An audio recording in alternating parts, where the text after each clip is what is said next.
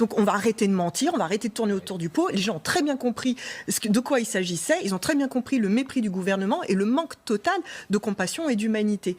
Et là-dessus, je voudrais juste dire un mot.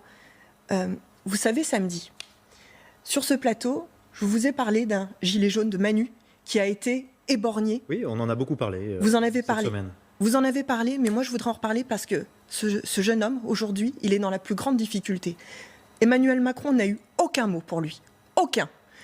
Il ne s'est pas déplacé. Aucun membre du gouvernement ne s'est déplacé pour aller le voir, parce qu'en ce moment, il est hospitalisé à Lille. Et il a perdu son œil. Il a perdu son œil, il est dans la plus grande détresse, dans la plus grande souffrance. Quel lien faites-vous avec le 5 décembre? Ce que je fais, c'est que les gens ont vu. Les gens ont vu le mépris, justement, de ce gouvernement. Aujourd'hui, ce jeune homme, je terminerai juste là-dessus, il a ouvert une cagnotte et j'invite vraiment le plus de monde à montrer son soutien. Même si c'est qu'1 euro, 5 euros, mais montrez-lui le soutien. Vous y voyez la preuve qu'il n'y a pas de négociation possible avec le gouvernement sur cette question des retraites? J'y vois le lien que ce gouvernement méprise le peuple. Il le méprise. On ne négocie pas avec des balles de LBD, monsieur.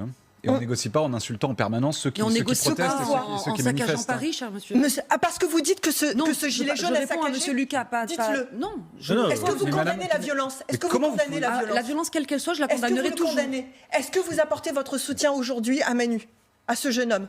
Je suis en train de répondre à monsieur Lucas. Non, répondez à ma question. En l'occurrence, je n'ai pas les éléments de l'enquête. Quand on a un État qui répond par la force et qui n'a que le mot brutalité, répression, réprimande, amende, tout ce que vous voulez, mais jamais à l'écoute, ne vous étonnez pas que plus personne ne veuille venir à vos tables de négociation, parce que vous ne négociez rien en fait. Vous ne faites que du blabla, vous ne faites que des grands débats. Vous n'avez jamais eu envie, le début d'un début de dialogue avec nous. Tout ce que vous voulez, c'est faire passer vos réformes coûte que coûte, et on sait très bien que derrière les perdants, ça sera les 99% à qui vous ne faites jamais la place. Aujourd'hui, le 5 décembre, les 99% vont reprendre la place. C'est eux qui vont reprendre les rênes de la République et de la démocratie.